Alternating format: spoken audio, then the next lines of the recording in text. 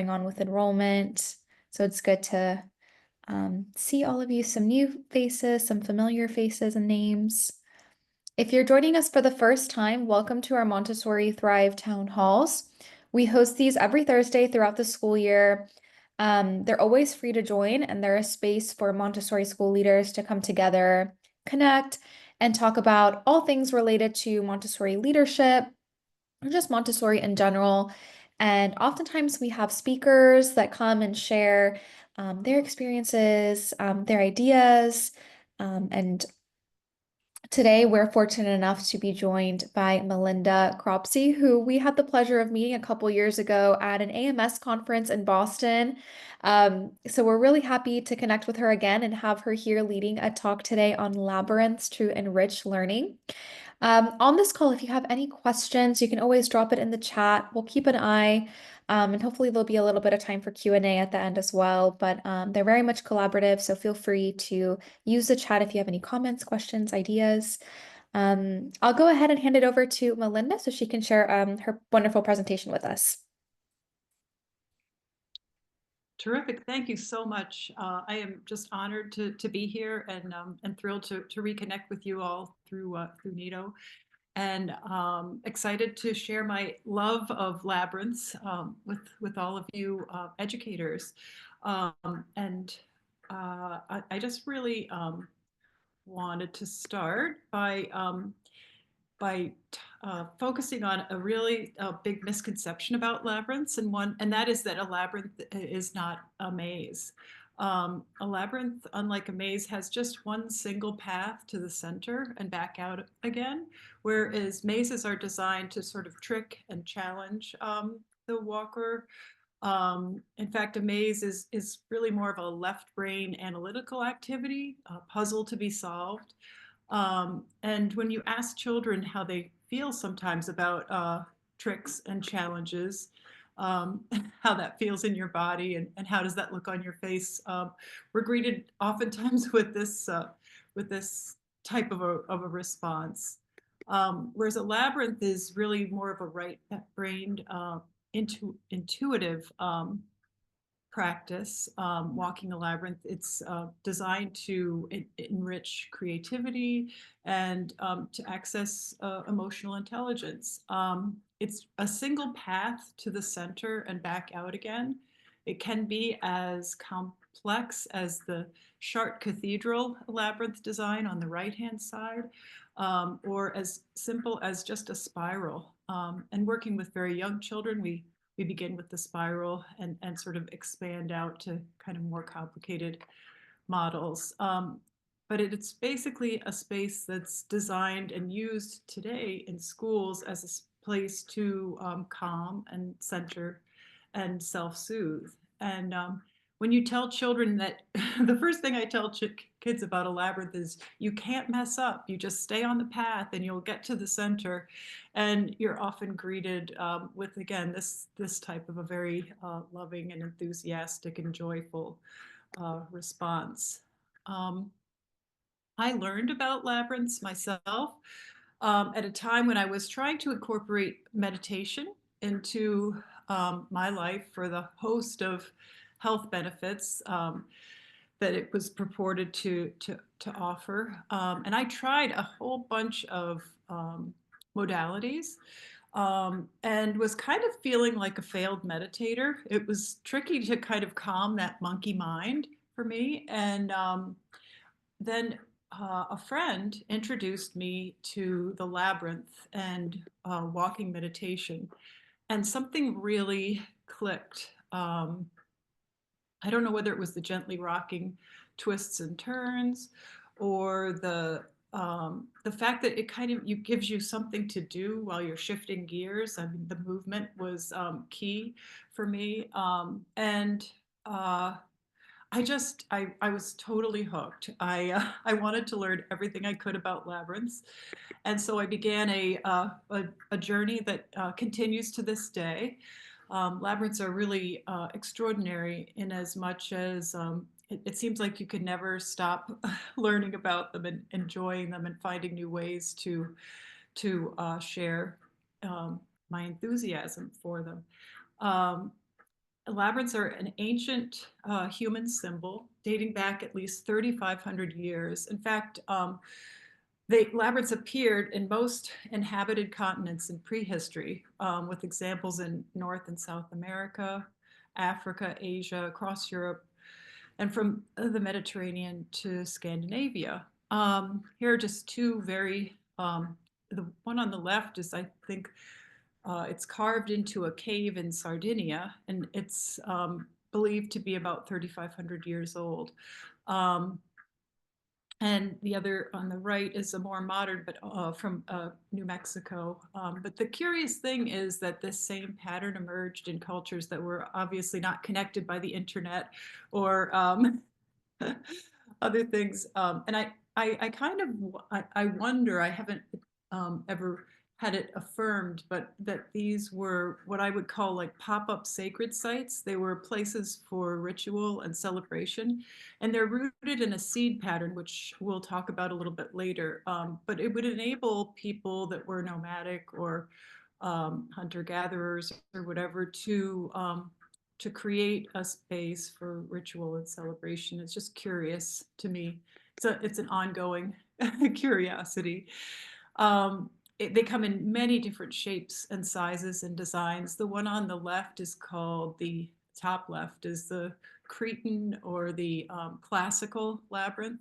And that's the design that we'll be focusing on when we talk a little bit about how you can create one with ease at your school or on a hardtop surface outside. But I just wanted you to see and be aware of the next one over to the right, the sort of square one at the top in the center, was found on ancient coins dating back to about 500 BC. But you can see there's squares and octagons. And again, the Native Americans wove them into baskets. That's called the man in the maze. Um, and today, labyrinths are enjoying a real resurgence of interest, and they are found not only in places of worship, but also at spas, healthcare centers, retreat facilities. Municipalities have been building labyrinths in public parks, schools, and universities, as well as individuals. Um, and in fact, if you're curious about labyrinths that might be in your area, there's a worldwide labyrinth locator, and I've noted the website there. It's www.labyrinthlocator.org. And you can go on there and you can give sort of a radius from around where you are and type in your zip code, and they will pop up all the labyrinths that have been registered on that locator. So that's kind of a fun resource. And according to their statistics, there have been more than 4,500 labyrinths built and registered in the US alone between 2000 and 2020. So, and I've really noticed that too in talking to schools and working with people back even as recently as 2009, um, when I built a labyrinth at our home, which we'll see in just a moment. And there were most people had not a whole lot of familiarity with labyrinths, and it was pretty far out in the woo-woo sphere in terms of people's wondering sort of what it was and what it was used for. But I I felt like I wanted to be one of those individuals who had a labyrinth of of their own. And uh, in 2009, my husband and I spent the summer um, digging up a dilapidated tennis court and building this labyrinth in our garden. And also at that time, I became a certified labyrinth facilitator through the New England Labyrinth Guild, because I really, really, really wanted to um, introduce the labyrinth to children. At that time, I was a volunteer reader in an underserved uh, elementary school in Springfield, Massachusetts. And I had been experimenting with bringing the labyrinth into the classroom. I would read a story, and then we'd talk about some kind, if a conflict or a situation maybe that felt uncomfortable that arose in the story and how it was handled. And I would invite the children to hold that question in their hearts and walk the labyrinth, and then come out and share a reflection. And I was really, really blown away by how thoughtful and how really brilliant and unexpected their response was to the space. So after I got my Labyrinth certification, as I said, I did talks for libraries and museums and universities, as well as schools and garden groups. Anyone I would invite people to our home. And I have still to this day have a lot of frequent flyers out there, people that have been introduced to the Labyrinth and come and enjoy the space. But my work caught the attention of a local Montessori school, and I was invited by the head of school to come and do a day-long series of workshops with the children. And this is the photo on the right is from that day. And she had seen a connection between the Montessori practice of walking the line, and she felt that it might be an interesting exercise to offer the children. And they really took to it like ducks to water. And I was in my element. I just was like so thrilled to be able to see how, again, this population seemed to absorb and enjoy the practice of walking a labyrinth. This one in the picture I created using line marking paint that you can buy at a hardware store. And it's nice because it grows out, but it does hold for quite some time.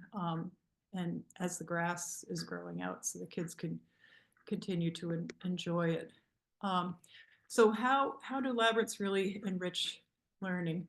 Turns out there's a whole host of ways. And here I've noted the ones that we're going to talk about today. And you'll note that at the top of the list that a labyrinth is a place to de-stress. Sadly, we're swimming in stress these days. I think it was hard enough for families before the pandemic and things to kind of balance family, food, finances, fitness, and fun. And now we are in times that are, by their nature, very stressful, and kids are like sponges, and they're picking it up, whether they're not necessarily aware of the geopolitical or climate issues, but they're picking up stress from their parents, from their caregivers, and from their environment. And stress is really like a poison pill for the classroom.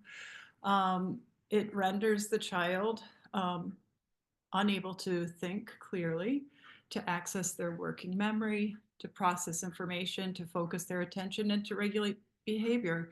And I have, in talking to educators around the country, become keenly aware of how much dysregulation they're experiencing in the classroom, for a whole host of reasons. And the labyrinth again is a beautiful way to help children relieve some of that stress. Maria Montessori was so light years ahead of her time. She was aware of the wonders of kinesthetic teaching tools, and she wrote that children engaged in concentration, accompanied by rhythmical movement, emerge from such experiences like those who have rested, who have filled with life and resemble those who have experienced some great joy. And that is definitely something that I have witnessed and enjoyed in working with children. Just even out in the play yard, even if you're not sort of building a lesson around it, just to go in to that space, they seem to come out almost like individuals, again, as she said, who had rested. Um, and her findings have since been corroborated by Harvard Medical School's Mind Body Institute. They have focused on walking meditation, and here you can see the list of, or I hope you can see, I don't know if it's obscured bit on the screen, but to walking meditation helps clear the mind, lower blood pressure, um, ignite creativity, improve concentration, and etc.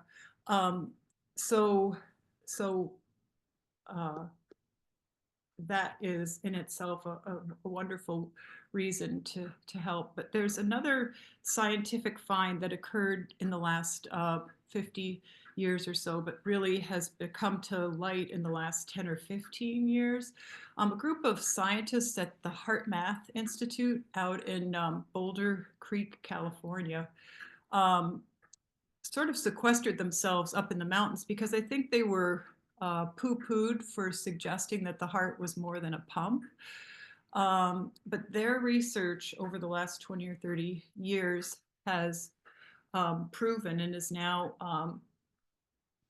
being integrated in medical schools and teachings about the role that the heart plays in our ability to calm and center and self-soothe. It was discovered that in our human hearts, there's a collection of some 40,000 neurons referred to as the tiny brain of the heart. And that brain, or the area of the heart, emits this electromagnetic field around your body that can be measured for up to 15 to 20 feet. Depending, it kind of contracts if you're feeling sad or scared, and it expands when you're feeling open and loving. But it's picking up information in the field around your body about the environment that you're in. And if somebody in your environment is stressed out, I tell the kids our bubbles are touching, and it can really affect you. So it's so important for oftentimes when kids are dropped off at school, they might have had sort of a crazy morning and race to get in the car and running late or whatever, and they come in and they're frazzled, and if you can uh, spend a little bit of time helping them out by offering a seated meditation, it can be terribly helpful, because what happens is your when the heart sends a message to the brain that you are in a negative or stressful environment, your brain produces chemicals that correspond to that message. In other words, you'll produce adrenaline and cortisol, which ignites that fight or flight response, which is, again, it just feeds, it just feeds the fear and the discomfort, versus if you can elicit a positive calming feeling, um, your body will produce oxytocin, and which really enhances cognitive functioning and enables kids to access that higher thinking and learning centers of their brains. And the exciting, really exciting piece of it is that the heart math people have come up with a very, very simple practice to establish what they call heart coherence. So it's a balanced awareness between the heart and the brain, and it's referred to as heart intelligence. And I thought what I'd really like to do is just offer you all an opportunity to enjoy a brief guided meditation while I introduce you to this practice. And then afterwards, um, I'll break it down and explain to you exactly what we've accomplished. Because sometimes, I don't know if you're like me, I feel like if I feel it first and then I talk about it, I have a better sense. So if you don't mind, um, I am going to invite you to take your hands, and I cross my hands. When I work with kids, I have these little heart pillows. But anyway, what I'm going to ask you to do is to put your hands right on your sternum in the center of your chest, one over the other, and then close your eyes. And I'm going to ask you just put a gentle amount of pressure in that area around your heart, so that you can really uh, just for a moment. You don't have to like continually place pressure there, but just put your hands on your heart And I'm going to take a long, slow, deep breath in on the count of 3. 1, 2, 3. And then a nice gentle exhale for 1, 2, 3, 4. And I invite you to breathe in again, like you're smelling the most beautiful flower. 1, 2, 3, and out like a shower. Imagine you had a blowhole at the top of your head. And when you're exhaling, that the breath is just pouring down over your neck and shoulders, down your back, washing off any of the stresses of the day. And like a flower, and out like a shower. And in like a flower, and out like a shower.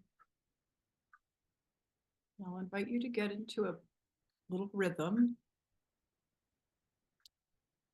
And you feel like you're settling in a bit. I'd like you to imagine that you're in a place where you feel happy, peaceful, safe, and loved. It's a place that you may be lucky enough to visit every day. Some place that you visited once on vacation, but you've held it in your heart all this time. And you wish you were there right now. I've had kids ask me if it can be a place that's imaginary, and absolutely you can. Or even a place you've never been, but you've seen and love to visit someday. And when you're there,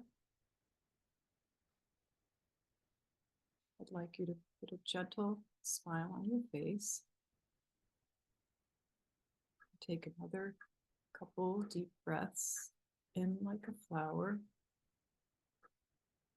and out like a shower. Just showering yourself with love and gratitude for this peaceful moment.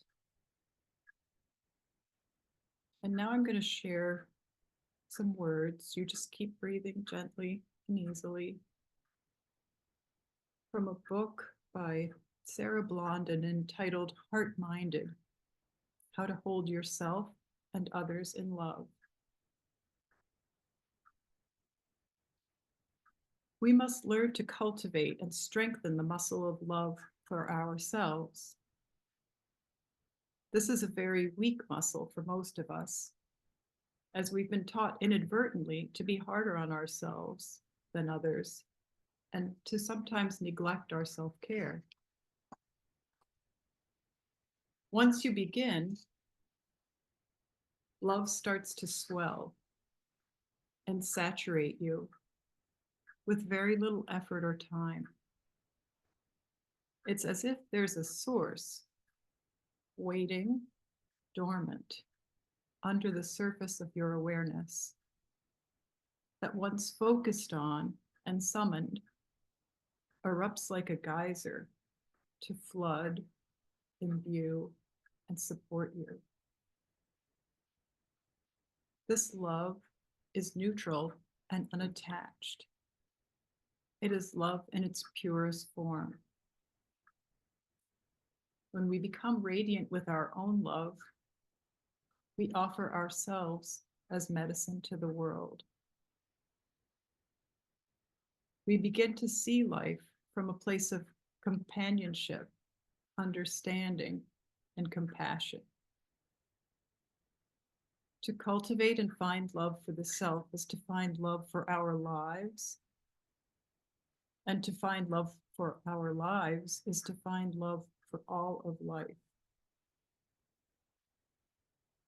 We deserve to feel at home in our beings and in our bodies, in our hearts and in our lives.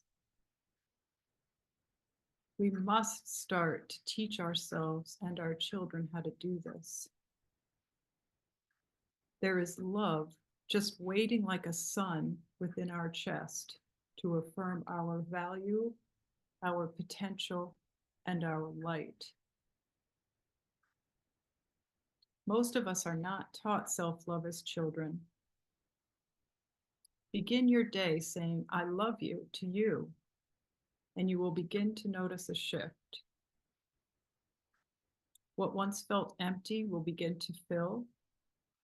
What once felt desperate will start to feel hopeful. As we stitch together the divide we created within ourselves and step into our wholeness, lit from within by our own love and kindness, we heal and transform. If you ever find yourself consumed with troubling fears of lack or unworthiness, pain or heartache, try to stop and get very still, and then hold your heart and whisper, I love you. I am listening.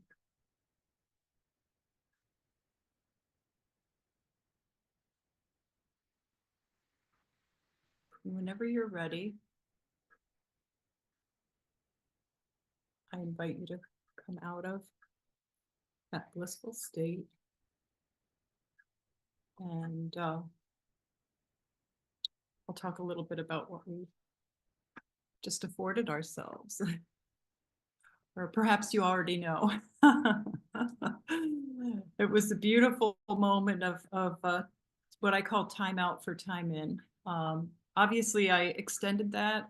It's something that I often share when I do teacher workshops because a lot of teachers are in need of that beautiful reminder these days. They've chosen such a noble path working with children, and it's easy to get burnout, especially when they don't have the tools to sometimes create the environment in the classroom that would be optimal for teaching. What I did, what you just did, and they say that just 3 minutes of this, you established what they call heart-brain coherence by actually consciously slowing your breathing, shifting focus to the area around your heart. And if you remember literally nothing from this meeting today, other than when you feel stressed, put your hands on your heart. It will be a win for me because what you do is you're sending a message from your heart to your brain that you're peaceful and safe, and it automatically causes that cascade of chemicals to shift. And studies have shown that just 3 minutes of heart-centered breathing, like we did actually a bit more than that today, probably 6 or 7 minutes. But just 3 minutes can change the chemicals in your body for up to 6 hours. So it's just so exciting. I have quite a number of schools that I've worked with where they'll do heart-centered breathing at the beginning of the day, they'll do it at transition times, and they'll do it at the end of the day. And the kids really, really, really feel it and love it and enjoy it. In order to teach this practice to young children, I did write a book that basically took the heart math research and set it out for educators who work with children between the ages of 4 and 7. This book, Penelope's Superpower, is just a little rhyme that the kids will quickly memorize, but it's basically, I don't necessarily want to read you the whole book, but it starts out with, my name is Penelope, I'm a gift from the stars, and you are too. My heart knows what makes me special, and yours does too. I can connect to my heart. It's easy, and you can too. Hang on a sec, I'll show you that little heart connection page. It's cute. And basically just walks them through it. I place my hands on my heart, a smile on my face. I imagine that I'm in a quiet, happy place. And I breathe in like a flower and out like a shower. And poof, I'm connected to my superpower, which is love. And anyway, the kids seem to like it and resonate with it, and it's a great tool for offering this supplemental exercise for enjoying the labyrinth. In the classroom, our bubbles are touching all the time. You can't, I can't quite see it on this slide, unfortunately, but there is another little boy walking around that little girl in the classroom, and this is a school in New York City. I've been working with the Mindful Education Lab at New York University to study the efficacy of these programs, because there really haven't been formal studies done. But anecdotally, the Labyrinth is a wonderful addition to the classroom. So it's a place to access this innate heart intelligence. And here again, Maria Montessori was light years ahead of her time. She recognized that children were guided by what she referred to as the intelligence of love. It inspires the child to explore those things which support their particular stage of development. And I have positively seen that to be true. I actually had a sense, especially when I was working in this school in the underserved community nearby, that everyone comes into this world with what I would call innate basic goodness. And that's been borne out by research at Yale and Richie Davidson at the Center for Healthy Minds in Wisconsin. But I think social emotional skills are really, they're not, there's not a head game involved with SEL. It's really all about heart, to my mind. When you think about where in your body you process questions like, well, was that kind, or was that a peaceful thing, or just empathy, compassion? To me, they always seemed like, and I guess because I've always had a strong heart connection, questions of heart. And Maria, again, she understood that. So you're not really teaching children anything. You're merely highlighting, cultivating, and celebrating this innate predisposition. In one of the seminal books of Maria Montessori, The Secret of Childhood, she writes that, and that there's a scene with all that rubble on the left-hand side of the screen, and it'll make some sense in just a second. So one day I brought a newspaper to the classroom to talk of a great disaster that had occurred in Sicily. An earthquake had completely destroyed the city of Messina, causing thousands of deaths. A child of about 5 got up and went to the blackboard and began to write, "I am sorry." We watched him, expecting that he would express his sorrow for what had happened, but instead he continued, "I'm sorry that I am small." This was certainly a strange observation, for the little fellow went on, "If I were big, I would go and help." He had written a little essay that revealed his innate goodness. And I will say that regardless of the social emotional question, children time and time and time again reveal their innate basic goodness. So in developing the breadcrumbs curriculum, which I did in concert with that school in our town that had invited me to come and do that day-long series of workshops. One thing led to another, and what I thought would be a year-long process about 4 or 5 years later resulted in a 20-lesson social emotional curriculum called Breadcrumbs, which is now in about 50 schools around the country. And we start with questions very close to their hearts. We start with self-compassion and an example. After teaching them the tools of walking the labyrinth and heart-centered breathing and heart-centered reflection, we enjoy stories and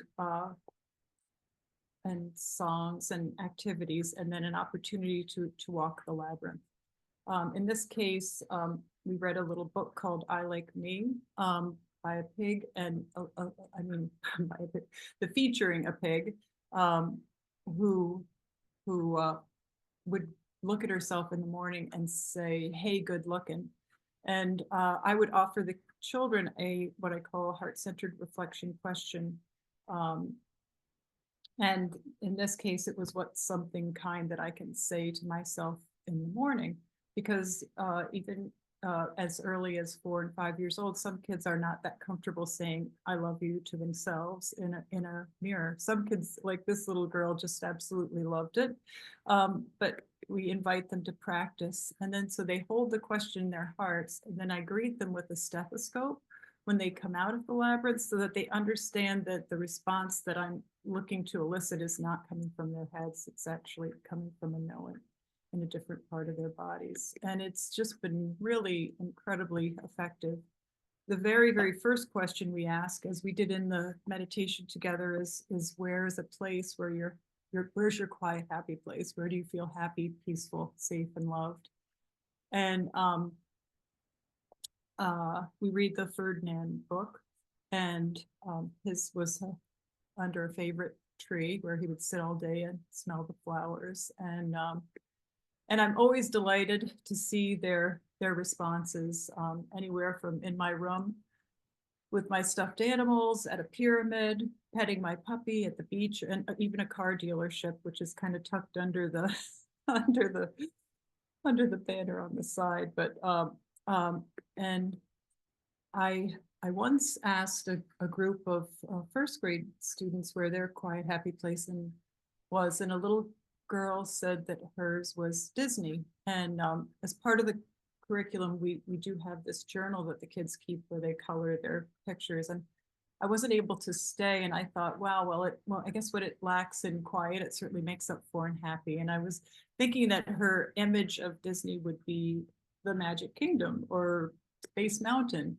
But here is her little picture, which shows you how much kids absolutely get it. You can't quite see, but there's another bed full of two little bodies. It's just a picture of her little nuclear family in a hotel room together, enjoying really the dream adventure of a lifetime. And every time I show that, I just get chills, because I was so surprised that it had nothing to do with with the external, but it was really, they go right inside and look for that love.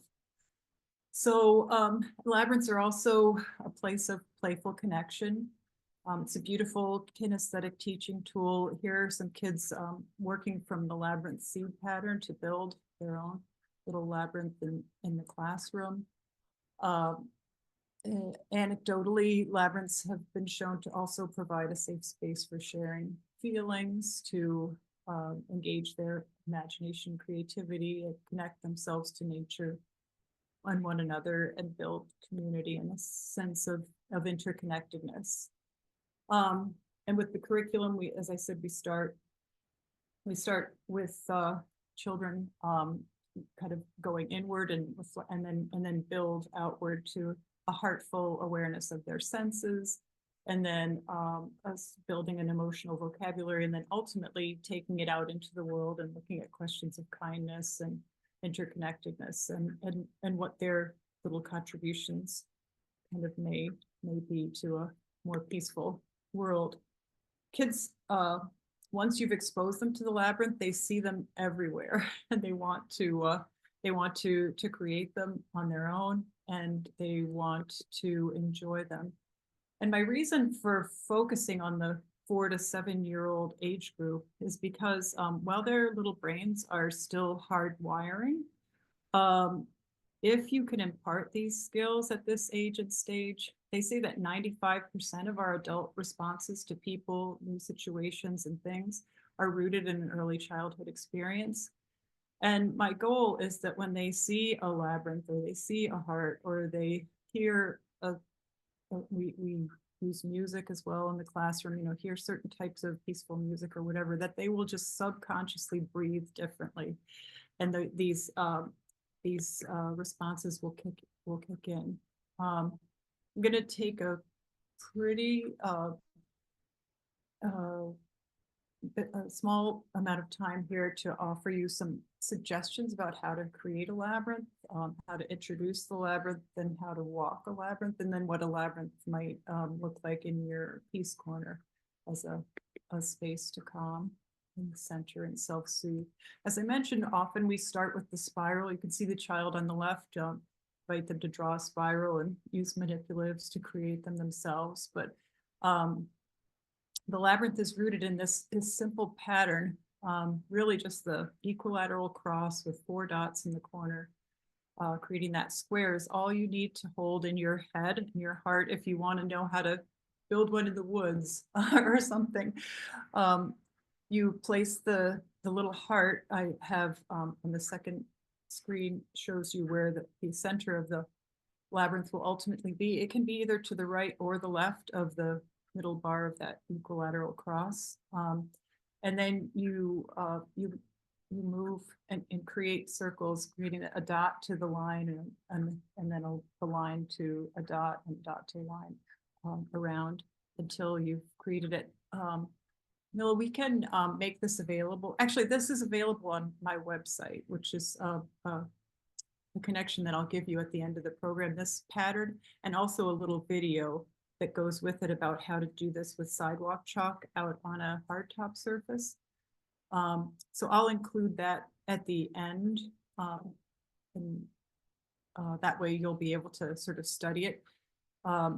Amazingly, I offered a workshop to some high school students recently, and one of the boys who participated in the workshop was autistic, and I don't know what it was about the space, but I've never ever seen anything like it. I showed him this pattern and then this one as well, which is a 7th circuit labyrinth. There's a subtle difference, but it enables you to create a significantly larger one. And he was able to draw it without a mistake right away, having just taken a quick glance at this pattern. Which really blew my mind, and his mom's too.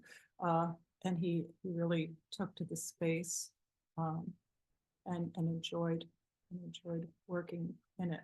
So this is a 7th circuit labyrinth. The only difference, you may note, you can see my arrow, but in the top, in the corners around, sort of surrounding that, the little dot, there's an L shape there are 4 little L shapes. So you go from the 3 circuit labyrinths to 4 additional circuits, following the same essentially the same pattern. And you can even do the same, add 2 L's and you'll get an 11th circuit labyrinth, and you can keep going. I remember doing a workshop in a middle school, and by the time I finished the workshop, I think he had created, I don't know, like a 30-something circuit labyrinth. This child couldn't believe you could just keep adding L's and it still worked. So it's a really, it's a fascinating design. And as I said, once you learn the pattern by heart, you can create labyrinths out of almost anything. You could paint a seed pattern onto a little scrap of rug, as I did here. And you can do outdoor labyrinths, again, similar project in the woods. Kids really enjoy doing that. Again, when I discovered the labyrinth back in 2008 or 9, there was next to nothing on the internet about the what a labyrinth was or how to use it, or how to create one. And now there's quite a lot more out there, but it was pretty far out in the woo-woo sphere for teachers. Sometimes they felt a little uncomfortable about talking to parents and children about labyrinths because they didn't know whether it was they just had a lot of questions in their minds, and they didn't really know what types of questions to anticipate from children. So I wrote another book called A Quiet Happy Place, A Children's Introduction to the Labyrinth. And in that, I answer all the kind of basic questions that I've ever really encountered with kids about a labyrinth. We start telling that it's, again, like we did in the very beginning, it's not a maze. It's a place where you can't mess up. When you step into a labyrinth, you relax and you breathe, and you put one foot in front of the other. You set your own pace, enjoy the twists and turns, and we talk about how they come in different shapes, sizes, and designs. And you can find them in unusual places. And they can be made of almost anything. Here's the pumpkin labyrinth. We have one made from Fruit Loops and flower petals and Lincoln logs and linguine. And it's a little playful message and tool for teachers, introducing again the seed pattern. Um, so that's something that's out there for educators, if you like. When I introduce kids, I always invite sort of a playful exploration at the beginning. They naturally want to run through the space as quickly as they can, but they soon sort of settle down. And then I work with them to talk about some reasonable rules for the road. Like if somebody's sitting in the center, is it nice to come and stand right on top of them or whatever, that kind of thing. But just the kids will generally create their own set of operating instructions. I did design a labyrinth rug for the classroom. I worked with a lot of ideas. The one on the left was a terrible idea. I used to be a fiber artist, and I still do. A lot of these pillows are created from recycled sweaters, but I cut little bits of wool and in the shape of leaves and glued them carefully onto this piece of carpet, and the kids could not stop picking at them or pulling them or fussing with them. So that was a bad design. And anyway, but I did really want kids to feel connected to nature and to their hearts when they were in the space of a labyrinth. And so ultimately I came up with this design on the right, which comes in two different sizes. That's a classroom labyrinth rug that's 7 feet 6 inches in diameter, which is the largest rug you can fit into a standard UPS truck, I guess, or a delivery truck without getting big surcharges for shipping and whatnot. Oops, sorry. Anyway, and then I also have a Peace Corner size labyrinth, which is just 3 foot across in diameter, and there's a little girl in the corner. And I often encourage people to have one of those pillows available, or a little stuffed animal or manipulative, but kids really seem to enjoy the smaller rug as well. I have another school that recently bought another one they wanted to keep in their cubby area because kids didn't want to leave school without like walking the labyrinth before they left. Am I going too long, Camilla? Oh, okay. I thought maybe it was time. We still have some time. Oh, good. So we all, speaking of time, need a little time out for time in. Here's, as you can see, during the pandemic, and a little girl enjoying the larger rug. I have been getting really great feedback from parents and teachers alike, as well as obviously the kids, about their enjoyment of having this space. There's something about the symbol that in and of itself is very powerful.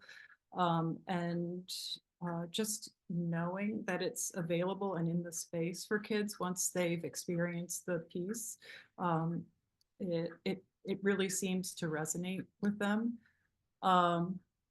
So again, Maria, I always turn back to her,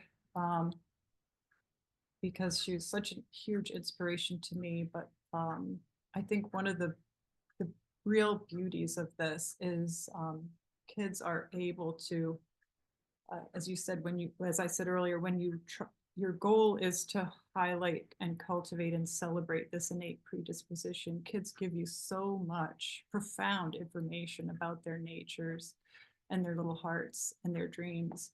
And this quote really seems to capture it. And I have had that happen so, as I said, profoundly in the space of the labyrinth, that I'm just thrilled to share it with you as something that you might be curious about trying in your environment. She said a child is a wellspring of love, and I found that to be true. Whenever we touch a child, we touch love. And I feel like the Labyrinth is a place to really access that with ease and real sense of flow. And this is on our website. We've just added a. I feel like in these times, it's just so important to get information to families and schools and children about these powerful practices that I've added a free sources section to the website. And if you go to that and you push the password Penelope, you'll get access to not only the video that shows you how to create a labyrinth, but also the first 3 lessons of the breadcrumbs curriculum that give you an opportunity to try this on your own with kids, to how to introduce the labyrinth, how to do the heart-centered breathing, and how to frame heart-centered reflection questions using a book of your choosing. So I hope if this has excited or ignited your curiosity about labyrinths, that you'll take a peek at that. And then if you have any further questions today or anytime, please don't hesitate to reach out to me, because I'm just so excited to share this love of this ancient tool. So does anyone have any questions, or is there anything more I can do to support you?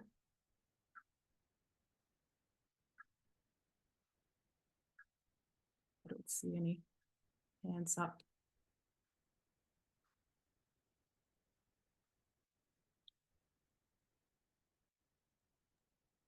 Thank you so much for this presentation. It was quite lovely. I have a question. The labyrinth rug, did you say where the source is for that? It is there's some information about it on my website, which is in the process of being updated. Very shortly, you'll be able to just buy it directly from the website. But if you would like to purchase one, if you go to our products on the Breadcrumbs website and click the rugs, you'll see there are 2. The smaller Peace Corner rug is $65, and then the large classroom labyrinth rug is $500. And both of those include shipping to your school anywhere in the US. Okay, thank you so much. And this was a great presentation again. We appreciate it. Sure, thank you. And the rugs are made by a company here in the United States that specializes in classroom labyrinth rugs. I literally begged the owner to create this rug for me a couple of years ago, and it's Good for only you. available. It's only available through me, but it does meet all the classroom safety requirements, and it's manufactured here in the US, which I really wanted to try to do. Anyone else? Have any further questions? Comments? Thank you. Thanks so much for your attention and your time. I know that it was a lot of information I spewed out there pretty quickly.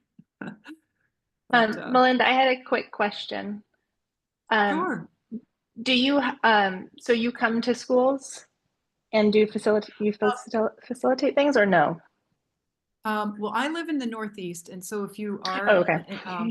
Yeah, if you're in that area, I do. Otherwise, what I do is I Zoom. I do a lot of Zoom workshops, and sometimes I will, like for example, I'll be at the AMS conference in Colorado next week. Good. I will track you down. I'm in California, and we actually installed a labyrinth when I first came to our school. So we have one on our property that we worked with someone through Veritas. So it's a part of our school and it's part of our logo and everything, but I want to incorporate more of it into the classroom as well, besides being outside. So anyway, I'll connect with you offline about it, but this has been wonderful. Oh, that sounds great. Yeah, no, I'd be more than happy. And I do like Zoom trainings, and I also have family in California. So if I'm going to be in the Yeah, like I could, yeah, and I could try, I try to accommodate any kind of a request, but thankfully you can accomplish an awful lot through Zoom. And I can Yes. support you. Okay. All right. Well, I will, I'll email you and then I'll find you in Denver. Yeah, it's booth number 327. Oh, perfect. Okay. I will find you. I just found out Wonderful. today, I think, or whatever. So exciting. Yeah, I'll look for you. That's great. Thanks so What was that much. booth number again? 327. Thank you. Yeah. Yeah, will you'll be there too? That's great. That's I will not wonderful. make it this year, but I have 3 staff members going, so I'll make sure. Oh, perfect. Perfect. I'll make sure they come home with a heart pillow. You too, Lauren. Thank you. Right. I think it's going to be a good reunion next week. I know. Yeah, you'll be there too. Yay. Yep, we'll be there as well. Which leads me to say next week we won't be having our regular town hall because we will be traveling to Denver for the AMS conference. So we'll definitely see you there, Melinda, and anyone else who wants to stop by. I don't know our booth number yet. I'll have to check that. We probably know, and I just haven't looked into it, but we will be there. So we look forward to seeing you all in person if you're going to be there. And then we'll be back on March 20th, and we're going to be talking about storytelling and how to share, what authentic Montessori is with families and connect with mission-aligned prospective families. That will be the focus of the conversation on March 20th. So if that's something that interests you, keep an eye out. We'll be updating the registration page later today so you can start signing up for that call. And again, they're always free to join.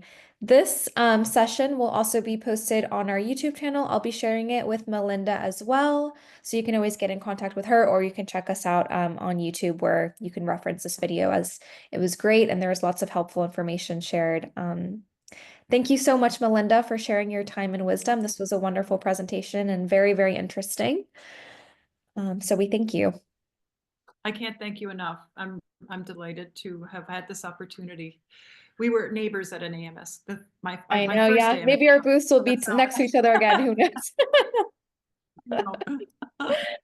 All right. Well, safe Alrighty. travels, everyone Great. who's going to the conference. And thank you so much for joining Yes. us. Thank you. Safe travels, you. everyone. Thank you for hosting. Bye. Have a great rest of your Bye. Thursday. Bye, everyone.